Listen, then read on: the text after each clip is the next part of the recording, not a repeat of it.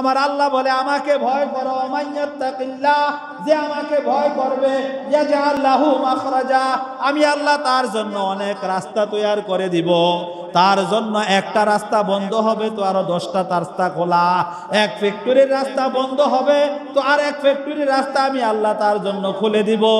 এক ঘর থেকে রিজিক বন্ধ হবে তো আর এক ঘর থেকে রিজিকের দরজা আমি আল্লাহ তাআলা খুলে দিব। ওয়ারযুকহু, আমি আল্লাহ তাকে রিজিক দিব মিন হাইসু লা ইয়াহতাসিব, এমন এমন জায়গা থেকে রিজিক দান করব যেই জায়গা থেকে রিজিক আসতে পারে এই কল্পনাও সে কোনোদিন করে না। এজন্য মা বাবা যদি সৎ হয়, মা বাবা যদি ভালো হয়, তাহলে সন্তানের কপাল ভালো হবে। মা বাবা যদি খারাপ হয়, মা বাবার আচরণ যদি খারাপ থাকে, তাহলে এর বদ আচরণ সন্তানের উপর পড়বে, একদিন সেটা সন্তান ভোগ করবে। এটাই কোরআন বলে। অনেক মানুষ সারা জীবন সততার সহিত জীবন যাপন করেছে, কোনোদিন দুহাত দিয়ে হারাম টাকা ইনকাম করে নাই, কাউকেও থাপ্পড় দেয় নাই, কাউকেও মারে নাই। মন চাইছে ডাউল দিয়ে ভাত খায়া জিন্দেগি বছর করছে, মন চাইছে না খেয়ে জিন্দেগি কাটাইছে, তবুও কাহারো এখানে চিন্তাই করা, কারো টাকা পয়সা মেরে খাওয়া, নানা জিনিসের কল্পনা করে নাই। আল্লাহ তাআলা তার সন্তানদের ভাগ্যের মধ্যে এমন হোটেল রিজিকের ব্যবস্থা রেখে দিয়েছেন যেটা তার সন্তান খেয়ে আরো 10-5 গ্রাম খেয়েও শেষ করার মতো তৌফিক রাখে না। আমার আল্লাহ কোরআনের মধ্যে এই বর্ণনা দিয়েছেন। কোরআনের মধ্যে একটা সূরা রয়েছে, সূরা কাহাফ। সেই সূরা কাহাফের মধ্যে 3টা ঘটনা বর্ণিত হয়েছে। তার মধ্যে একটা ঘটনা হলো নবী মূসা আলাইহিস সালাতু ওয়াস সালাম একবার এক মজলিসের মধ্যে আলোচনা করতেছিলেন, ওয়াজ করতেছিলেন, বয়ান করতেছিলেন। এই বয়ানের মধ্যে এক ব্যক্তি তাকে দাঁড়ায়া জিজ্ঞাসা করছে, হুজুর, বর্তমান যুগের সবচেয়ে বড় আলেম কে? মূসা আলাইহিস সালাতু ওয়াস সালাম বলে দিলেন, আমি। আল্লাহ তাআলা আমি শব্দটাকে খুব অপছন্দ করেন। আল্লাহ চায় বান্দা তার সারা দিনের সমস্ত কাজ নিজে করবে আর বলে দিবে এটা আমার আল্লাহ তৌফিক দিয়েছে, আমার আল্লাহর কারণে আমি করতে পেরেছি। এজন্য কেউ যদি আমি বলে এটা আমার আল্লাহ বড় অপছন্দ করেন, তার উপরে বড় রেগে যান, বরং বলতে হয় এটার তৌফিক আমাকে কে দিয়েছে? আল্লাহ দিয়েছে। পয়গম্বর মূসা আলাইহিস সালাতু ওয়াস সালামের সাথে আল্লাহ তাআলা একদিন কথা বলেছেন। এই দিনের পুরাটা দিন জুড়ে আল্লাহ তাআলা উম্মতে মুহাম্মাদিয়ার প্রশংসা করেছেন।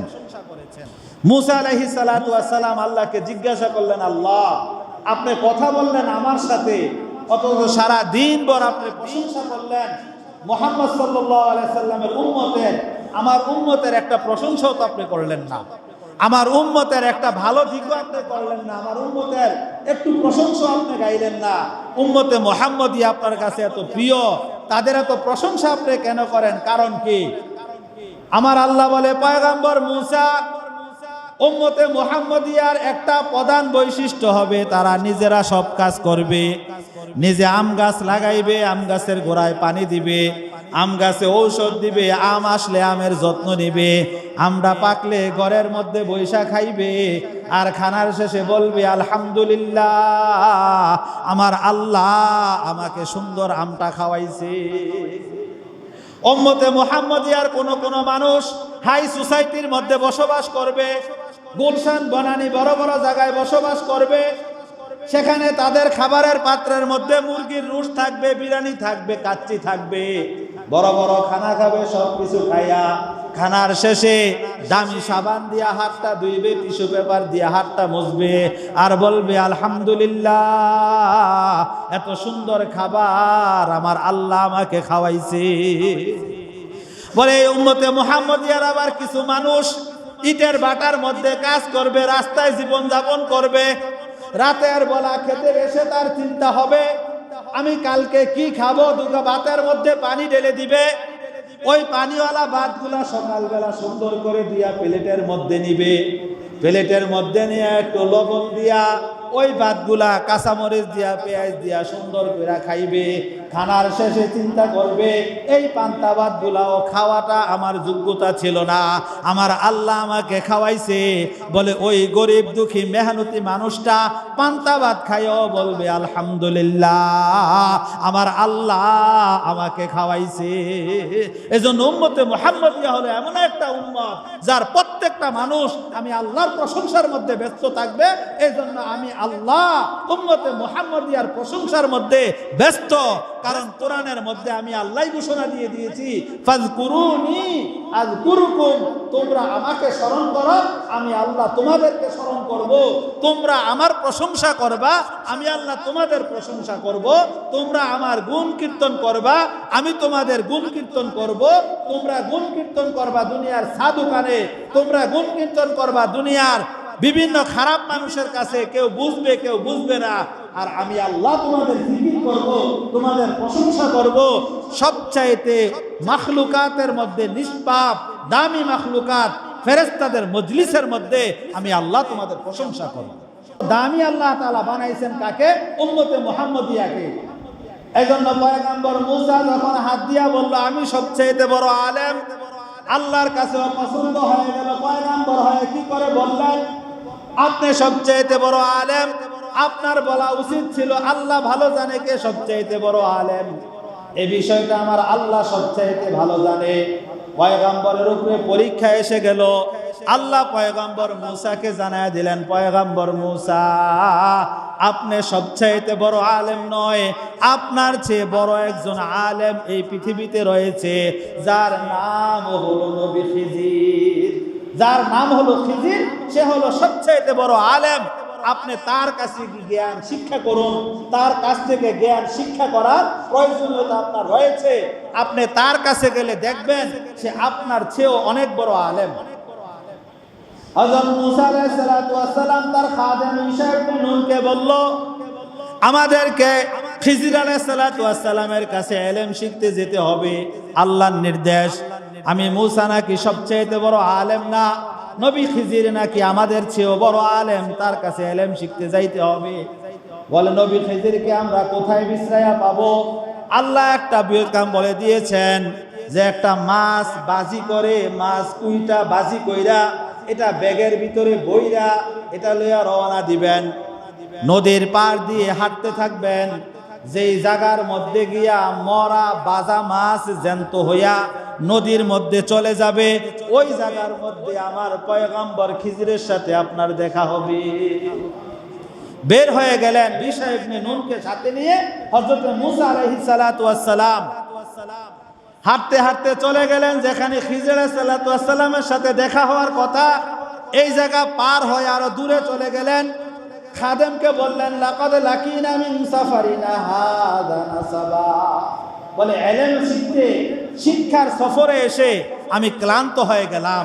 এখান থেকে বোঝা যায় পৃথিবীতে যত কর্ম আছে, কেউ গ্যারেজে চাকরি করে, কেউ বাসে চাকরি করে, কেউ গার্মেন্টসে চাকরি করে, সবচাইতে কঠিন আর সবচাইতে মুসিবতের জিনিস হলো দ্বীনি জ্ঞান শিক্ষা করা, স্কুল কলেজ ভার্সিটি মাদ্রাসায় পড়া। এজন্য পোলাপাইন দেখবেন স্কুলে যাইতে রাজি না, ওই গ্যারেজের মধ্যে কাম করতে রাজি। স্কুলে যাইতে রাজি না, সারাদিন ওই অটো রিক্সা চালাইতে রাজি। স্কুলে গিয়া পড়াশোনা করবে, ফ্যানের তলে থাকবে, ওই পরিবেশ গ্রহণ করতে রাজি না, ইটের বাটায় কাজ করতে রাজি। কারণ ইলমের সফর অনেক কঠিন সফর। এই সফরে নবী মুসা পর্যন্ত বলে ফেলেছেন লাকাদ লাকিনা মিন সাফারিনা হাযা নাসাবা। ঈসা ইবনে নূন খিজির আলাইহিস সালাতু ওয়াস সালামের কাছে ইলম শিখতে এসে আমি মুসা ক্লান্ত হয়ে গেলাম। এবার ঈসা ইবনে নূনকে জিজ্ঞাসা করে মাছের কি অবস্থা? ঈসা ইবনে নূন বলে হুজুর মাছ তো অনেক আগে নদীর মধ্যে চলে গিয়েছে। মুসা আলাইহিস সালাম বলে তুমি আমাকে বলনি কেন? বললে শয়তান আমাকে ভুলাইয়া দিছে, আমি আপনাকে বলতে চাইছিলাম, শয়তান আমাকে ভুলাইয়া দিছে।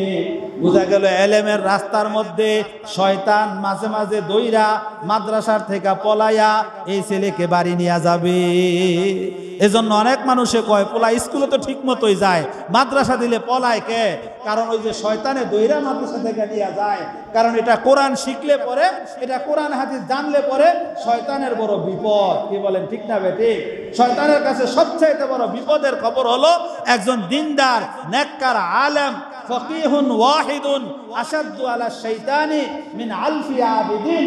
বলে একজন আলেমকে গুমরাহ করা শয়তানের উপরে এত কঠিন, 1000 আবেদকে গুমরাহ বানানো শয়তানের কাছে এত কঠিন নয়। মুসা আলাইহিস সালাতু ওয়াস সালাম বলল সেখানে যাও। দুজন আবার ফিরে আসলো। দেশের 2টা নদীর মোহনা, 2 সাগরের মিলন যে জায়গায় হয়েছে, ওই জায়গার মধ্যে একজন ব্যক্তি চাদর মুড়ি দিয়ে শুয়ে রয়েছে। মুসা আলাইহিস সালাতু ওয়াস সালাম চাদরখানি উঠাইলেন। 2 জনের মাঝখানে পরিচয় হলো। মুসা আলাইহিস সালাতু ওয়াস সালাম খিজির আলাইহিস সালাতু ওয়াস সালামকে বললেন, লম্বা ঘটনা আমি সংক্ষেপ করে বলছি, যেটা আপনাদেরকে বুঝাইতে চাচ্ছি সেদিকে যাচ্ছি। মুসা আলাইহিস সালাতু ওয়াস সালাম বললেন, আমি আপনার কাছ থেকে ইলম শিক্ষা করার জন্য আসছি। খিজির আলাইহিস সালাতু ওয়াস সালাম বলেন, চলেন ইলম শিক্ষা করবেন। 2 জনে চলা শুরু করলো। এক জনপদের মধ্যে যাবে, মাঝখানে একটা নদী। ওই নদীতে পার হওয়ার জন্য একটা নৌকার মধ্যে উঠলেন। নৌকা দিয়ে যখন নদীর ওপারে গিয়া পৌঁছলেন, নৌকাওয়ালা তাদের কাছ থেকে ভাড়া নিল না, টাকা পয়সা উজরত কোনো কিছু নিল না। খিজির আলাইহিস সালাতু ওয়াস সালাম একটা লাঠি লইয়া নৌকার তলাটা একটা গুতা দিয়ে ভেঙে ফেললেন। মুসা আলাইহিস সালাতু ওয়াস সালাম বললেন, ঘটনা কি?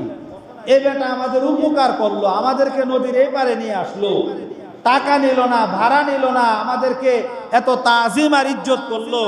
আপনি তাকে একটু সুন্দর করে মোবারকবাদ দিবেন, তার জন্য একটু দোয়া করবেন, তার সাথে একটু সৌহার্দ্যপূর্ণ আচরণ করবেন। তা না করে আপনি তো এমন কাজ করলেন, এই ব্যক্তির নৌকাটা গুতা দিয়ে ভেঙে ফেলে দিলেন। পয়গম্বর খিজির বলে, আপনি চুপ থাকুন, আমি আগেই বলেছি আমার সাথে চললে এমন আশ্চর্য আশ্চর্য ঘটনা ঘটবে যেটা আপনার পক্ষে বোঝা সম্ভব নয়।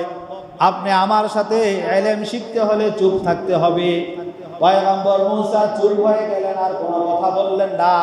2 পয়গম্বর সামনে চলা শুরু করলেন। কিছু দূর গিয়ে দেখে কয়েকটা বাচ্চা একসাথে খেলাধুলা করতেছে।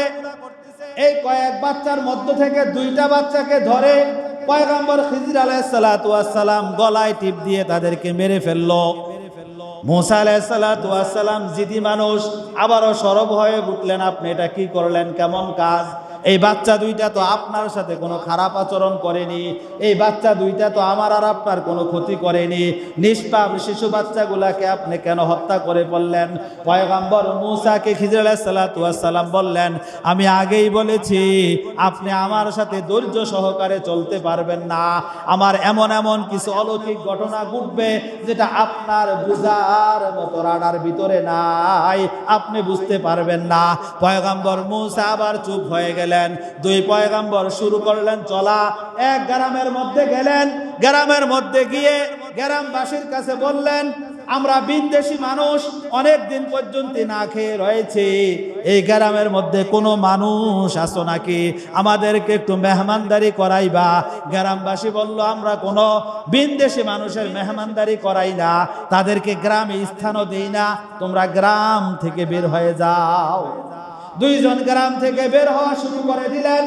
গ্রামের শেষ সীমানায় এসে দেখে একটা প্রাচীর, যেটা গ্রামকে রক্ষা করার জন্য করা হয়েছিল, বাড়ি রক্ষা করার জন্য যে প্রাচীর বানায়, ওই প্রাচীরটা হেলে গিয়েছে, যখন পরে যাবে।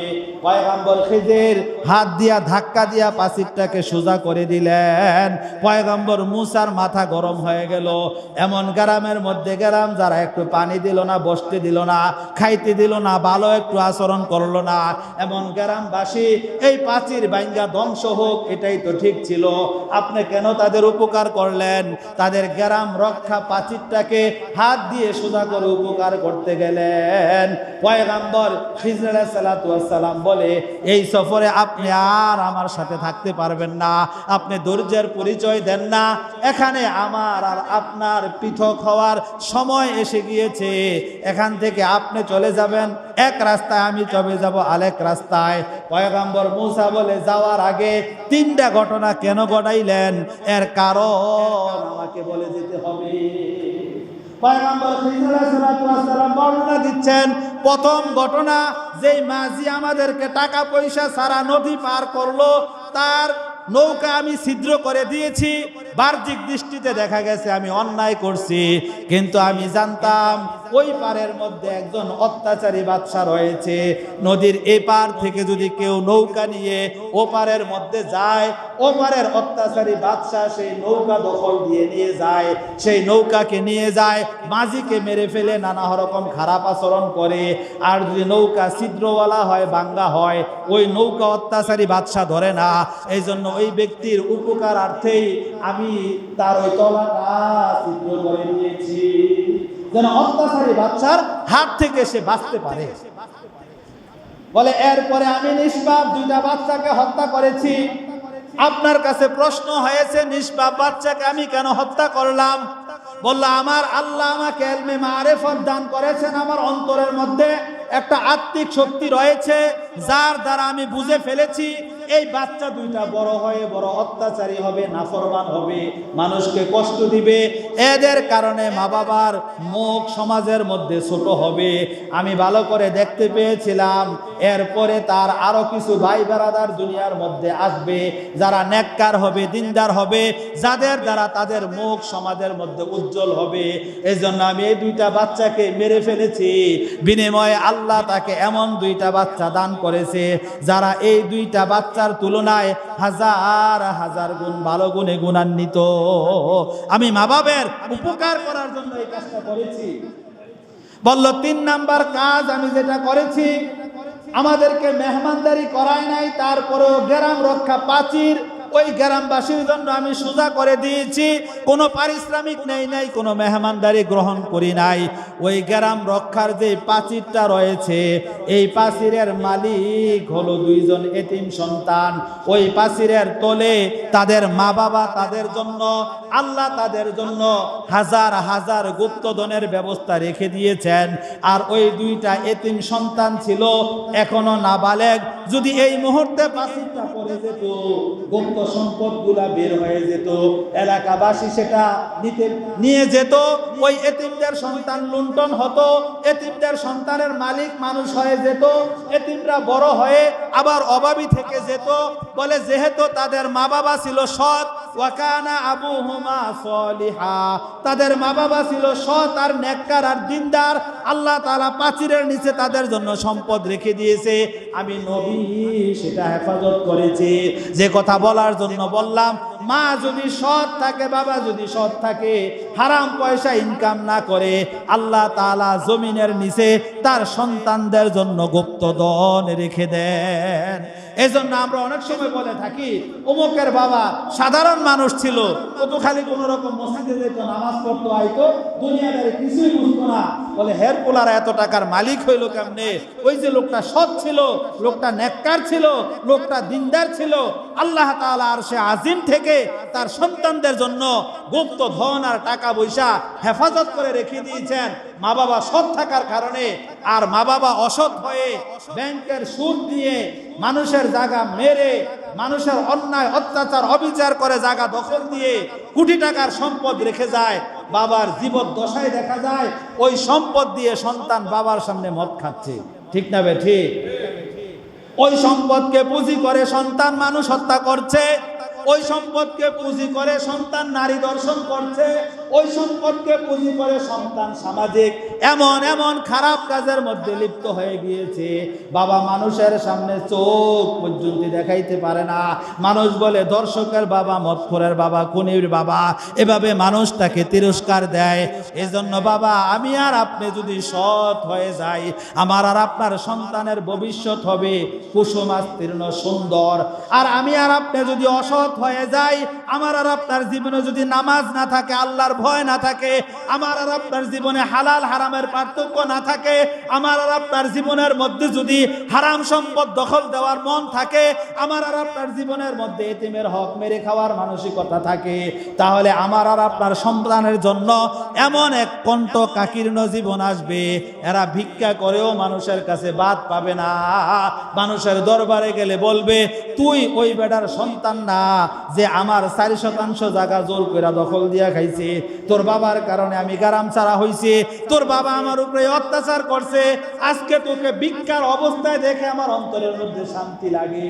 আজকে তোর বাপ যদি দেখতো তুই ভিক্ষা করতেছ, তাহলে আমার অন্তরের মধ্যে আরো শান্তি লাগতো। এজন্য মা বাবা যদি তাকওয়াওয়ালা হয়ে যায়, মা বাবা যদি আল্লাহকে ভয়কারী হয়ে যায়, মা বাবার অন্তরটা যদি আল্লাহর ভয় দিয়ে ভরপুর থাকে, বাবা যদি চিন্তা করে এই হাত দিয়ে হারাম কামাই করা সন্তানের পেটের মধ্যে খাবার দিব না, কারণ যে হারাম টাকাটা উপার্জন করে আমি আমার সন্তানের মুখের মধ্যে গোশতের টুকরাটা উঠাইয়া দিলাম, এটা বাস্তবে একটা গোশত না, বরং জাহান্নামের আগুনের একটা টুকরা। আল্লাহর হাবিব সাল্লাল্লাহু আলাইহি ওয়াসাল্লাম স্পষ্ট ভাষায় বলে গিয়েছেন, লা ইয়াদখুলুল জান্নাতা জাসাদুন গুদিয়া বিল হারাম। ওই শরীর কোনোদিনও আল্লাহর জান্নাতে প্রবেশ করবে না যেই শরীরটা লালিত পালিত হয়েছে হারাম টাকায়। বাবা ব্যাংকে চাকরি করে সুদের টাকা দিয়া ছেলেকে লালন পালন করেছে, বাবা সুদের টাকা আইনা বাড়ি কইরা সন্তানকে লালন পালন করেছে, বাবা হারাম ভাবে টাকা উপার্জন করে সন্তানকে মাছ মাংস গোশত খাওয়াইয়া নাদুস নুদুস বানায়া দুনিয়া থেকে গেছে। আল্লাহর হাবিব বলে, এগুলা তুমি খানা খাওয়াও নাই, এগুলা তুমি দামি ফল ফাকরা খাওয়াও নাই, এগুলা খাওয়াইয়া সন্তানের শরীরটাকে জাহান্নামের আগুনের উপযুক্ত বানায়া দিছো। লা ইয়াদখুলুল জান্নাতা জাসাদুন গুদিয়া বিল হারাম। ওই শরীর কোনোদিনও আমি আল্লাহর জান্নাতে প্রবেশ করবে না যেই শরীর তার বাবা হারাম টাকা দিয়া গয়রা দিয়া গেছে, যেই পেটের মধ্যে হারাম টাকা ঢুকতেছে, এই শরীর কোনোদিন জান্নাতের মধ্যে প্রবেশ করবে না। এজন্য আমাকে আর আপনাকে যেটা অর্জন করতে হবে সেটার নাম হলো তাকওয়া, আল্লাহর ভয়। আমার আপনার উপার্জনের ক্ষেত্রে ভয় করতে হবে আল্লাহকে, আমার আর আপনার জিন্দেগির প্রত্যেকটা চলার ক্ষেত্রে ভয় করতে হবে আল্লাহকে। আজকে আপনি জোর করে একজনের বউ বিবাহ করে নিয়ে আসবেন, আপনার সন্তান এই ঘটনাই ঘটাবে। আজকে আপনি প্রেম করে বিবাহ শাদী করবেন, অন্যের বউকে দর্শন করবেন, অন্যের বউর সাথে খারাপ সম্পর্ক রাখবেন, আপনার মেয়ে এই জাতীয় ঘটনার শিকার হবে, আপনার মেয়ের জিন্দেগিতে এই জাতীয় খারাপ জিনিস চলে আসবে। আমার জিন্দেগির ছোট্ট একটা অভিজ্ঞতা আমি দেখছি, যত মানুষ বিবাহ শাদীর আগে নাজায়েজ পন্থায় যৌন চাহিদা ব্যবহার করেছে, তাদের সন্তানের মধ্যে এই বিষয়টা অনেক ক্ষেত্রে এফেক্টেড হয়েছে। এজন্য মা বাবাকে অবশ্যই সতর্ক থাকতে হবে। আমার জীবন যত পরিচ্ছন্ন হবে, আমার আদরের সোনামণির জীবনটা তত সুন্দর হবে। আমার জীবন যত খারাপ জিনিস দিয়ে জড়ায়া যাবে, আমার সন্তানের জীবনটা তত ধ্বংস হয়ে যাবে। আমি যদি ন্যায় নীতির পথে জীবন চালায়া যাই, আমার সন্তানের জন্য আসমান থেকে সম্পদের ব্যবস্থা করে দিবেন আমার আল্লাহ।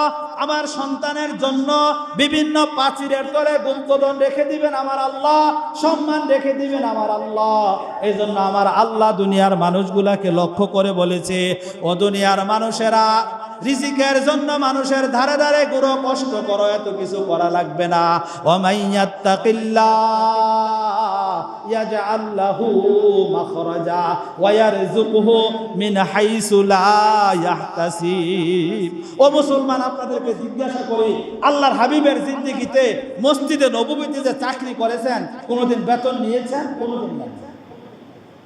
মসজিদে নববীতে তিনি ইমামতি করতেন, তার ইমামতির কোনো বেতন ছিল না, আল্লাহকে সন্তুষ্টির জন্য ইমামতি করতেন। আল্লাহর হাবিব সাল্লাল্লাহু আলাইহি ওয়াসাল্লামের কোনো খেজুরের বাগান ছিল না, আল্লাহর হাবিব সাল্লাল্লাহু আলাইহি ওয়াসাল্লামের কোনো ফ্যাক্টরি ছিল না, আল্লাহর হাবিব সাল্লাল্লাহু আলাইহি ওয়াসাল্লামের কোনো ছাগলের পাল ছিল না। মদিনার জিন্দেগির 10টা বছর রিসার্চ করে দেখেন, আল্লাহর উপরে তাওয়াক্কুল করে জিন্দেগি চালিয়েছেন, মুসলমানদের পিছনে পিছনে নিজের সময়টা ব্যয় করেছেন, 9 জন বিবিকে লালন পালন করেছেন। কোনোদিন আল্লাহ রসুলের কোনো বিবি ভরণ পোষণ, কোনোদিন আল্লাহ রসুলের কোনো বিবি কাপড় চোপড়, কোনোদিন আল্লাহ রসুলের কোনো বিবি না খেয়ে থাকার কারণে রসুলের সাথে খারাপ আচরণ করেননি, রসুলকে গালি দেননি, রসুলের মুখোমুখি তর্ক করেননি। এই 9 জন স্ত্রী পালতে গিয়া আল্লাহ রসুল যদি মসজিদের বেতন ছাড়া চলতে পারেন, 9 জন বিবি পালতে গিয়া আল্লাহ রসুল যদি বাগান ছাড়া চলতে পারেন, আল্লাহ রসুলের পুরোটা জিন্দেগি যদি কাহারও চাকরি করা ব্যতীত কোনোভাবে কাটাইয়া যাইতে পারেন, আমি আর আপনি যদি আল্লাহকে ভয় করি, আল্লাহ তাআলা রসুলের জিন্দেগিটা যেমন সুখ শান্তি আরাম, কোথার থেকে খানা আসবে আর কিভাবে খাবে এর চিন্তা যেমন রসুলের করা লাগে না, আজও যদি কোনো মানুষ আল্লাহর ভয় করে ওই রাস্তায় চলে আসে, তাদের জিন্দেগির মধ্যেও সে ভয় থাকবে না। ঠিক না বে ঠিক?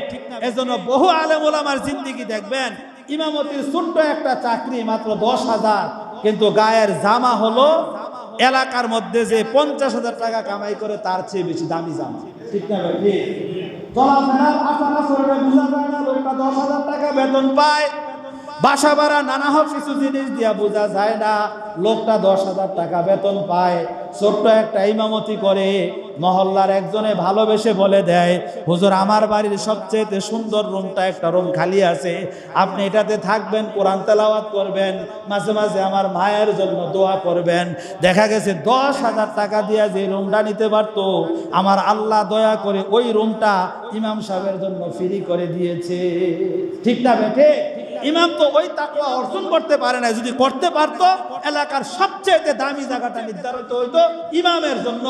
আমি ইমাম যদি তাকওয়া দিয়ে সেজে যাই, তাহলে আমার আল্লাহর কাছ থেকে এমন এমন নিয়ামত আসবে, এমন এমন জিনিস আসবে যেটা আমি কল্পনাও করতে পারি না। প্রত্যেকটা মুসলমানের জিন্দেগিতে যদি তাকওয়া এসে যায়, নামাজ এসে যায়, ওই মানুষটার দাম জমিনের মধ্যে আল্লাহ অনেক গুণ বাড়ায় দেন। ঠিক না বেঠি? স্কুলের মধ্যে 10 জন মাস্টার, তার মধ্যে 1 জন নামাজ পড়ে, 9 জন নামাজ পড়ে না। ছাত্র ছাত্রী, স্কুল কমিটি, এলাকাবাসী সবাই ওই 9 জনের তুলনায় নামাজি মাস্টারটাকে বেশি ভালোবাসে। ঠিক না বেঠি?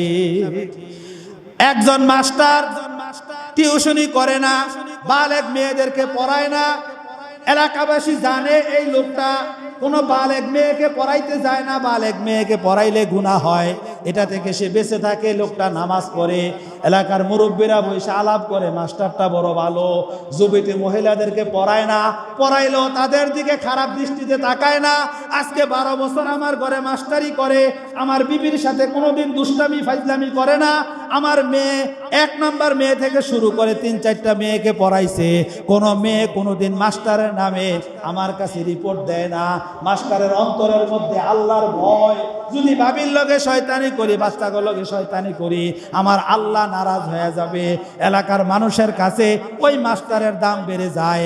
আর একজন মাস্টার বাবির লগে পিটপিট করে কথা কয়, 2 মাস গেলে পরে বাড়িওয়ালা কয়, ভাই আপনি আর আইসেন না, আপনি আসলে আমার সমস্যা হয়। ঠিক না বে ঠিক? আল্লাহর ভয় যদি একজন মাস্টারের ভিতরে এসে যায়, তার দাম বেড়ে যাবে। খোদার কসম, একজন রিকশাওয়ালা যখন নামাজ পড়তে শুরু করে, ওই লোকটার দাম বেড়ে যায়। ঠিক না বে ঠিক? এবার রমজানে আমাদের এখানে ইফতার হয়েছে, একজন অটোওয়ালা প্রতিদিন ইফতার করার জন্য আসতো, আমাদের মেম্বার সাহেব বৈশা থাকতো, মাঝে মাঝে কইতো আজকে অটোওয়ালা চাচা ইফতার করার জন্য আসে নাই। আজকে ওই অটোওয়ালা চাচা আসে নাই। একদিন চাচা আইছে, মেম্বার কইতাছে চাচা আপনি প্রত্যেকদিন ইফতার করতে আইবেন, আপনি প্রতিদিন ইফতার করতে আইবেন, তাকে দাওয়াত দিতেছে। আপনি আসার পথ আমি চেয়ে থাকি, অত অটোওয়ালা জমিনের মধ্যে ঘুরে মায়া লাগে না? কারণ ওই অটোওয়ালার গায়ে পাঞ্জাবি আছে, জামা আছে, অটোওয়ালা অটো থামাইয়া মসজিদে খোদার পায়ে সেজদা দিয়েছে, আর মানুষের অন্তরের মধ্যে অটোওয়ালার মহাব্বত ঢেলে দিয়েছে, যার কুদরতে পায়ে সেজদা দিয়েছে সেই রব্বে কারিম। ঠিক না বেটে? এজন্য তাকওয়াওয়ালা হয়ে যায়, জীবন দামি হয়ে যাবে। তাকওয়া যদি আমরা রাস্তা থেকে চলে যায়, আপনি মন্ত্রী হবেন, আপনার অধীনস্থ লোকেরা বলবে শালা একটা আস্তা বাটপার সুদখোর, ঠিক না বেঠে? আপনি চেয়ারম্যান হবেন, নামাজ পড়বেন না, বলবো আমাকে একটা আস্তা বাটপার, জীবনে পশ্চিম দিকে ফিরে আসার খাইছে কিনা আমরা জীবনে চোখ দিয়ে দেখি নাই, এমন কথা মানুষ আলোচনা করবে না করবে না? আপনি চেয়ারম্যান হয়ে নামাজের মধ্যে চলে আসেন, লোকজন বলা বলি করবে আমাদের চেয়ারম্যান বড় আল্লাহওয়ালা, বহুদিন পরে একজন নামাজি চেয়ারম্যান পেয়েছি, চেয়ারম্যানের লগে মুসাফা করবে আর শ্রদ্ধা জ্ঞাপন করবে, ঠিক না বেটি? আমার আল্লাহ এটাই বলেছেন, ও মাইয়াত্তাকিল্লাহ, যে তাকওয়া অর্জন করবা, যার ভিতরে তাকওয়া এসে যাবে, ইয়াজআল লাহু মাখরাজা, আমি আল্লাহ তার জন্য হাজারো রাস্তা খুলে দিব, ওয়া ইয়ারযুকহু মিন হাইসু লা ইয়াহতাসিব, এমন এমন জায়গা থেকে রিজিক দিব সেটাতে কল্পনাও করে না। এজন্য আসেন তাকওয়া অর্জন করি, আল্লাহ আমাদেরকে তৌফিক দান করুক। সবাই বলে আমিন।